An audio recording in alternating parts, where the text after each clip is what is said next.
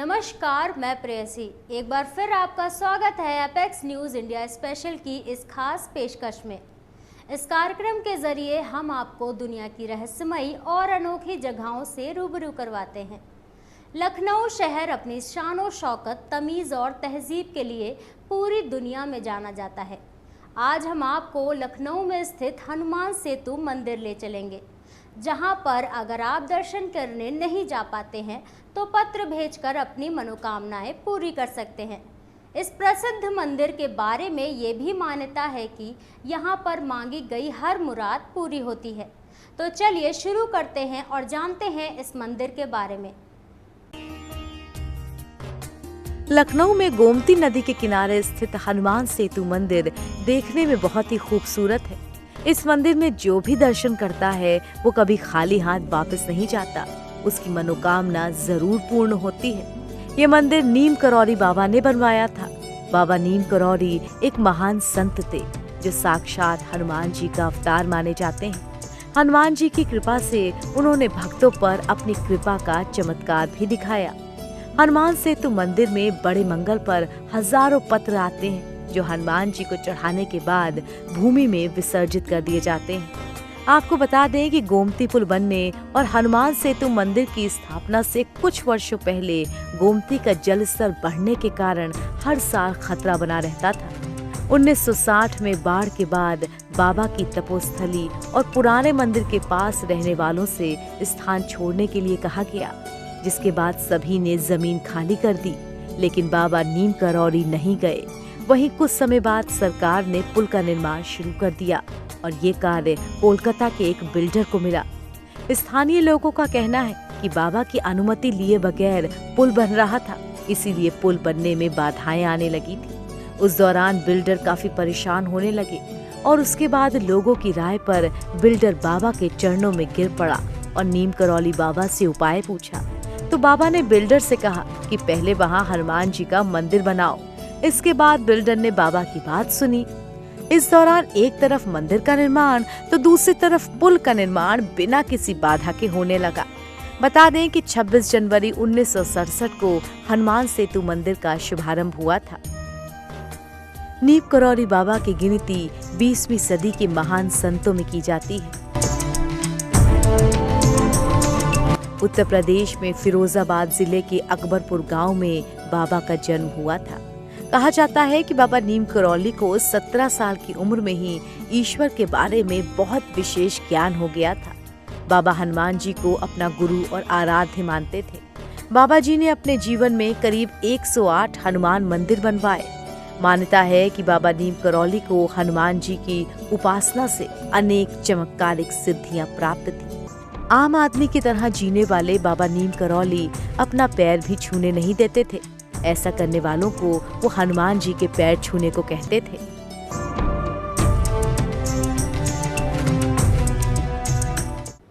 अब हम आपको नवाबों के शहर लखनऊ में स्थित पुराने हनुमान मंदिर ले चलेंगे। तो चलिए शुरू करते हैं और जानते हैं इस अनोखे मंदिर की खासियत। मंदिर के बारे में कहा जाता है कि लखनऊ के छठे नवाब सआदत अली खां की मां छतर कुंवर ने इस मंदिर का निर्माण कराया था। लखनऊ के नवाब शुजाउद्दौला की ये बेगम हिंदू थी और सआदत अली खां मंगलवार को पैदा हुए थे, इसीलिए उन्हें प्यार से मंगलू भी कहा जाता था। मंगलवार हनुमान जी का दिन होता है, इसीलिए हिंदुओं के साथ साथ नवाब की आस्था भी इस दिन से जुड़ गई। छतर कुंवर को बेगम आलिया भी कहते थे। उनकी आस्था की बदौलत इस मंदिर का निर्माण किया गया। इस हनुमान मंदिर की चोटी पर चांद और तारे का चिन्ह आज भी बना हुआ है। बड़े मंगल के समय इस हनुमान मंदिर में भक्तों का तांता लगा रहता है। यहाँ पर दूर दूर से भक्त अपनी अर्जी लेकर आते हैं। बता दें कि मंदिर सुबह 5 बजे से दोपहर 12 बजे तक और शाम 4 बजे से रात 9 बजे तक खुला रहता है। पुराना हनुमान मंदिर हिंदू मुस्लिम दोनों की ही आस्था का केंद्र है। मान्यता है कि यहाँ जो भी भक्त दर्शन के लिए आते हैं उनकी हर मनोकामना भगवान हनुमान पूरी करते हैं। रोजाना मंदिर में सैकड़ों भक्त हनुमान जी के दर्शन करते हैं। हिंदू मुस्लिम एकता की मिसाल इस मंदिर का इतिहास रामायण काल से जुड़ा हुआ है। रामायण काल में जब लक्ष्मण और हनुमान जी सीता माता को वन छोड़ने के लिए बिठूर ले जा रहे थे, तब रात होने पर वो इसी स्थान पर रुके थे और विश्राम किया था। उस समय हनुमान जी ने माता सीता की सुरक्षा की थी। ये भी कहा जाता है कि एक बार बेगम के सपने में बजरंगबली आए थे और बजरंगबली ने इस जगह पर अपनी मूर्ति होने की बात कही थी। बाद में बेगम ने लाव लश्कर के साथ इस जमीन को खुदवाया तो यहाँ पर प्रतिमा पाई गई थी, जिसके बाद प्रतिमा को उन्होंने पूरी श्रद्धा के साथ सिंहासन पर रखकर हाथी पर रखवा दिया था, जिससे बड़े इमामबाड़े के पास मंदिर बनाकर प्रतिमा की स्थापना की जा सके। लेकिन हाथी जब वर्तमान अलीगंज के मंदिर के पास पहुंचा तो महावत की लाख कोशिश करने के बावजूद वो यहीं पर बैठ गया। इस घटना को भगवान का अलौकिक संदेश समझा गया, जिसके बाद से मंदिर का निर्माण इसी स्थान पर सरकारी खजाने से करा दिया गया। मंदिर के शिखर पर चांद का चिन्ह आज भी देखा जा सकता है। आपको बता दें कि बड़े मंगल को मानने के पीछे 3 मुख्य मत हैं। एक मत के अनुसार शहर में एक महामारी फैल गई थी, जिसके चलते काफी लोग मंदिर में आकर रहने लगे थे और वो सभी बच गए थे। उस समय जेठ का महीना था।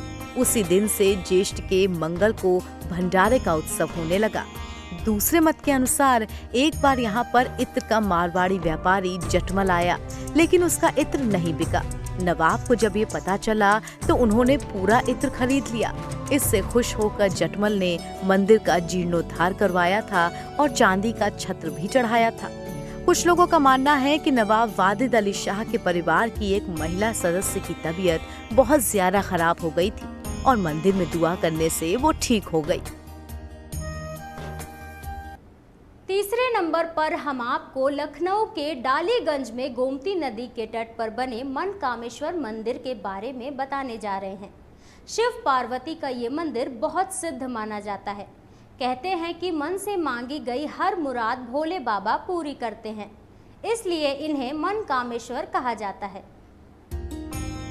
मनकामेश्वर मंदिर में आए सभी भक्तों की महादेव इच्छाएं पूरी करते हैं।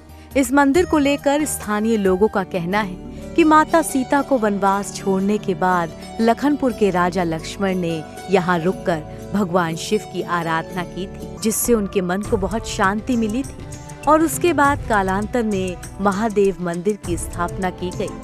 मंदिर में भोलेनाथ को फूल, बेलपत्र और गंगा जल से अभिषेक कराया जाता है। मंदिर में सुबह और शाम को भव्य आरती होती है, जिसमें काफी संख्या में भक्त हिस्सा लेते हैं। मनकामेश्वर मंदिर के फर्श पर चांदी के सिक्के लगे हैं, जिससे ये मंदिर काफी सुंदर लगता है। आपको बता दें कि मंदिर के मुख्य शिवालय में 3.5 फीट के अघड़े के अंदर लगभग 1.5 फीट ऊंचा रजत से आच्छादित शिवलिंग है। लगभग 50 से 60 फीट ऊंचे इस मंदिर का नाम कई वर्षों पहले मंदिर के एक महंत की मनोकामना तत्काल पूरी हो जाने पर पड़ा था। सावन के महीने में यहाँ प्रतिदिन सैकड़ों भक्त बाबा की पूजा अर्चना करने आते हैं। सावन के सोमवार और महाशिवरात्रि पर भोर से देर रात तक विशेष धार्मिक आयोजन होते हैं। मंदिर महंत दिव्यागिरी के प्रयासों से हाल ही में मनकामेश्वर उपवन को संवारा गया है, जहां हर पूर्णिमा पर गोमा आरती होती है। इसके अलावा मंदिर में होने वाले दुग्धाभिषेक के दूध से भक्तों के लिए प्रसाद तैयार किया जाता है। ये मंदिर रामायण काल का है और इसके नाम मनकामेश्वर से ही आपको इस बात का एहसास हो जाता है कि यहाँ मन की मुरादें कभी अधूरी नहीं जाती। जैसे ही भक्त मंदिर में प्रवेश करता है, उन्हें शांति की अनुभूति होती है। यहाँ आकर लोग मनचाहे विवाह और संतान प्राप्ति की मनोकामना करते हैं और उसके पूरे हो जाने पर बाबा को बेलपत्र, गंगा जल और दूध आदि से अभिषेक करते हैं।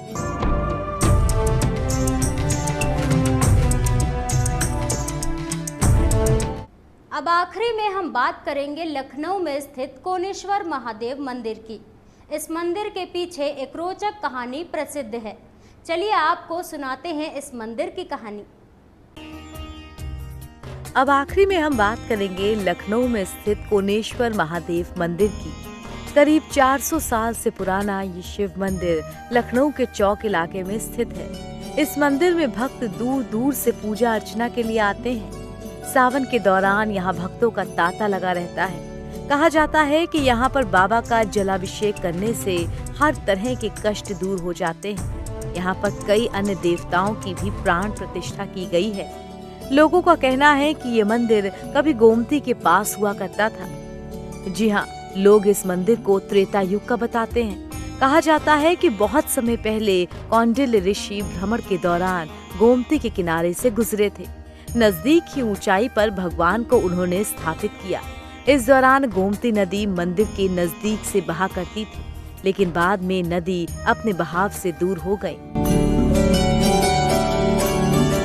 मंदिर बनने के दौरान भगवान को यहाँ कई बार भक्तों और पुजारियों ने ठीक बीच में स्थापित करने का प्रयास किया, लेकिन ये अपनी ही पुरानी जगह पे वापस आ जाया करते थे। ये बात सुनने में काफी आश्चर्यजनक है कि आखिर कैसे बाबा बार बार कोने में पहुंच जाते थे, जबकि भक्तों और पुजारियों ने कई बार उन्हें मंदिर के बीच में स्थापित करने की कोशिश की। लोगों का कहना है कि ऐसा लगातार 3-4 रातों तक चला। वहीं एक ऋषि की सलाह और भक्तों से राय मशवरे के बाद शिवजी को कोने में ही स्थापित कर दिया गया। तब से लेकर आज तक शिवलिंग उसी विशेष कोने में स्थित है। इस मंदिर में शंकराचार्य, अटल बिहारी वाजपेयी, शिवराज सिंह चौहान जैसी हस्तियां भी आ चुकी हैं। आपको बता दें कि यहाँ 365 दिन रुद्राभिषेक होता है।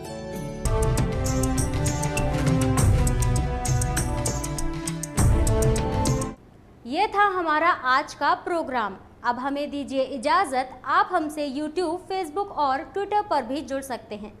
ऐसे ही रहस्यमयी और अद्भुत जगहों के बारे में जानने के लिए जुड़े रहिए एपेक्स न्यूज़ इंडिया के साथ।